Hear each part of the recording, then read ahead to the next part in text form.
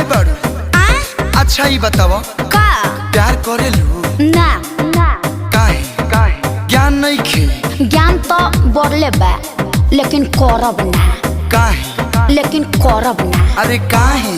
कोनो दिक्कत? एहिंगा एहिंगा? हाँ एहिंगा।